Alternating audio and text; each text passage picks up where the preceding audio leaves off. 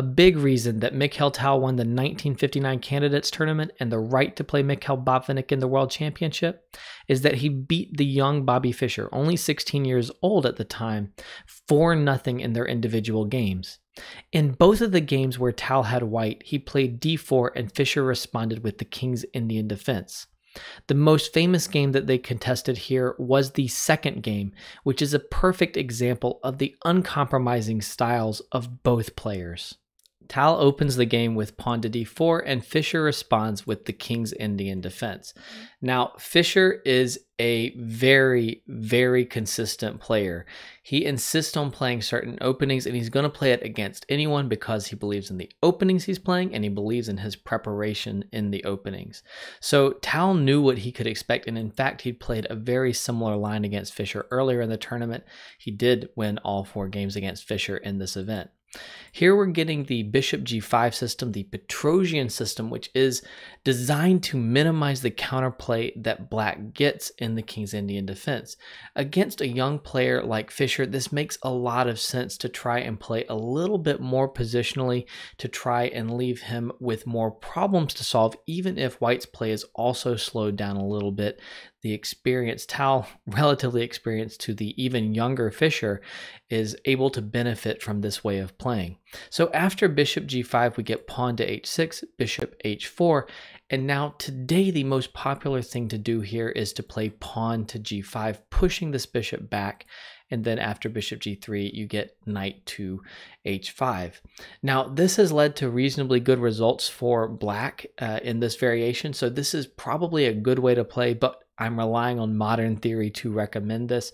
And of course, you are weakening squares like f5, and Tal in his notes says that when black does choose to play this way, often what's going to happen is that you're going to get a knight on f5 at some point in the game. So he felt like he would have good chances, and certainly this is a theoretical position that both players can play optimistically. Also possible is pawn to a5, which I think makes a lot of sense. You're restraining white's attempts to play on the dark squares on the queen side, trying to hold back a potential b4 and then c5 that does happen in the game. Instead, what we get is the third most popular theoretical option here, pawn to a6. I'm a little bit skeptical of this idea because it's not really furthering your kingside play or restraining white's queenside play, and I think you need to do one of those things. The idea of a6 is that if queen e8, knight b5 is a problem, so a6 stops knight b5, but it really seems suspect to make a move on the queen side here just to stop a knight hop to b5. That is not consistent with the King's Indian. I'm going to go full throttle on the king side while you go full throttle on the queen side kind of strategy. And a6 has really not performed well. And Bobby did try to hold these positions a lot, and he just didn't have success. So after a6, we get castles, queen e8, knight d2, knight h7, trying to get the f pawn rolling up the board now. At this point, one really important thing to mention is after pawn b4, you can't play pawn to f5 here for black, which you'd like to do right away, but if you play pawn to f5, then after a trade here, you can't take with the g-pawn, which is strategically what you want to do. You want this nice healthy pawn structure. You don't want to capture with the rook. You lose an exchange here after bishop h5. So it's a good example of tactics justifying strategy here. The tactical idea of bishop h5 is making f5 harder to achieve. Also after b4, the idea of pawn to g5 doesn't look as good because after bishop g3, you're playing inconsistently. Your knight on h7. In the earlier line we looked at was getting to h5, which is much better if you're going to try for a g5 setup. So because these ideas of pushing forward with f5 and g5 aren't working, Bobby tries bishop to f6. And I think that this is a bit of a concession from black. In principle, in the King's Indian defense, I don't think you want to be trading minor pieces unless you're making some kind of progress. The King's Indian defense is a throw everything, including the kitchen sink, at white's king kind of opening. And if you're trading off the kitchen sink, then it becomes much harder to get counterplay. Also in the game, we're going to see that when Bobby does push pawn to f5, he is missing the bishop that helped support his lights or his dark squares around the king. So in any case, we do get bishop f6, and we do get a trade here. Now knight b3, getting ready for c5, queen to e7, queen d2, tapping h6, king h7, defending h6, queen e3, supporting c5, getting ready to roll here, and knight g8, getting back out of the way of this this f-pawn here. Another reason bishop f6 just doesn't inspire you, because the knight had to make this journey and is back here with the sole goal of getting out of the way of the f-pawn. So now pawn c5, Tal's rolling on the queen side, and pawn f5 from Fischer. So he is finally getting his counterplay on the king side. You have to do this, otherwise you just get steamrolled on the queen side. Pawn f5 comes, and we get a bit of a crisis in the middle of the board. Now, Tal did not have to make any captures on f5. I think Bobby struggles to get counterplay even if he gets in pawn f4, which is what he's trying for. So something like rook c1 preserves a large advantage. Tal did play for an opening of the position, which works out really, really well, even if I'm not sure if it's the best move, but it's really hard to know what is best because it's very strategically complicated at this point. We get the capture on f5, and after pawn takes f5, Tal strikes at the center here with pawn to f4. Now, in this position, probably the best decision was queen g7, recommended by the engines and very sensible. You're trying just to hold your central presence for black. It's not clear how Tal could try to break through in the middle of the board, so there might be enough time here for Fischer to finish mobilizing his pieces at some point with patience. And he obviously is happy with his pawns being on e5 and f5, controlling good central squares, if he can hold them in place.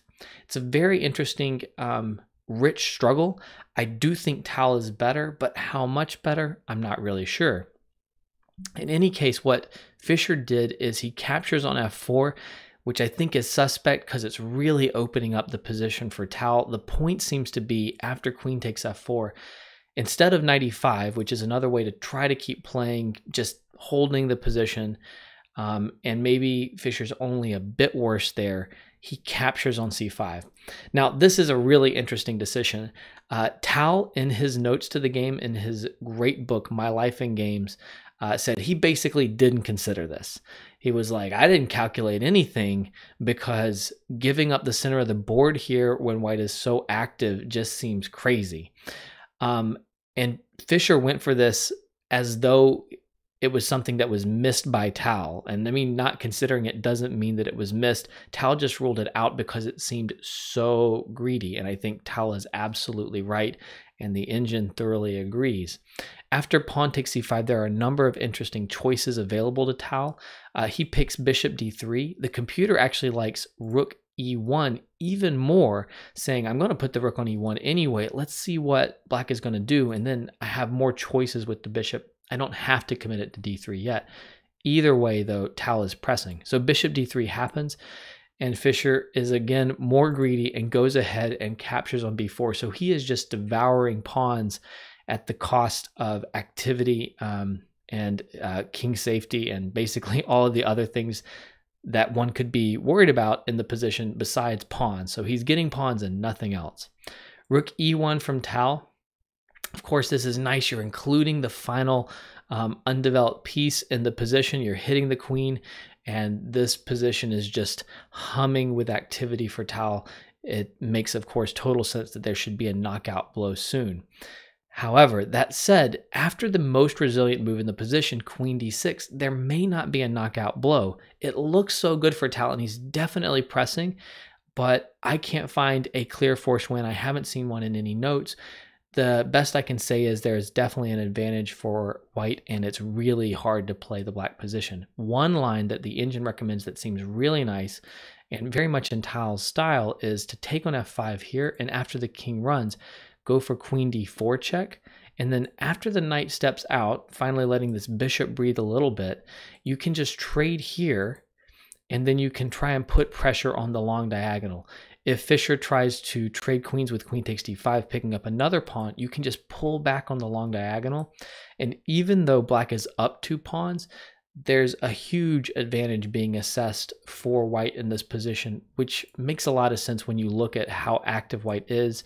And of course, this king is, hyperventilating over here on h8. It is not happy. So this is a really nice way to play, but there are other ways to try to push through and get the win. Not quite clear if you can really force it, but there's a lot of activity and advantage in the position for white. In any case, after rook ae1, queen f6 is played by Fischer, which is tapping this knight on c3. You could try and move the knight and you would be better, but Tal finds something stronger. He goes rook e6, diving right into the position saying, take the knight, I'm going to checkmate you. In this position, Fischer really had to play queen g7, ignoring the knight on c3, not being greedy and capture that knight, and just trying to hold this position. It is very, very scary. There are a lot of attacking moves. Rook f3 is one dangerous idea. You can also just play queen takes b4, capturing the pawn and making sure that your knight is safe on c3. Lots of good moves. Again, maybe not any definite clear win here. But after rook e6, Fischer does decide, I'm going to take that knight and you show me how you're going to beat me. So Tal does that. He takes on f5 here with the bishop. Now, there's just no good king move. If you try king h8, then the very simple rook sacrifice here is checkmating. Boom, boom, and checkmate here on h7. King g7 just allows rook g6 check, and you're looking at the same kinds of mates here. If you walk onto the f-file, it's just death in a number of ways. And if the king goes here, rook takes h6 as discovered check, and you're checkmating like so. So many, many ways to win. So Fischer really has no choice but to give up his rook for the bishop right here. But after queen takes, king steps back. We get rook f3. Very, very nice move. Obviously, these pieces are just doing great work in this position. I also like that this queen is so dominated in this position. It's kind of the only active piece that Fischer has. And you cannot reach any checking square because the rooks and the knight on b3 completely control it. So the queen has to just move to kind of a pointless square. Queen b2, and now rook e8, patient and crushing. Of course, in this position, you are pinning both the bishop and the knight here, so it's almost impossible to move anything for black. It's just about zugzwang. So Fischer does play knight f6, which is giving back the knight and hoping to free the position, but you don't really get to free the position. You just lose the knight. Even in this position, Fischer's not so bad materially, but after rook here, of course, he cannot move any pieces. He won't be able to move them for the rest of the game. The knight tries to go to e7. Of course, if you take, then this is hanging, so we're not going to do that. But you don't need to do anything because this knight can't move without hanging this now. The bishop can't move without hanging a8, and the rook can't do anything but go to b8, so there's no piece that Fischer can move. You get knight a5 here, pawn a5, h4, rook to b8, and now the knight hops over here, pawn b5, and knight e5. And at this point, Fischer decides it's time to resign, focus on the next game. There's simply nothing available for black to do, and the most immediate threat here is rook f7 check, which will win the knight on e7. You can't defend the knight on e7, and of course, if you move it, c8 hangs. So catastrophic material loss is inevitable in the next couple of moves in this position. Really, really wonderful game from Tal against Fischer here. He did, again, go 4-0 against Fischer in this event. Of course, Fischer was only just beginning to develop his full strength at this point in his career. If you like this game and want to see more great games from Mikhail Tal, then click on the playlist that's sitting right on top of the board. And if you like this content and want to support it, just like, subscribe, and hit the bell to be notified of future videos.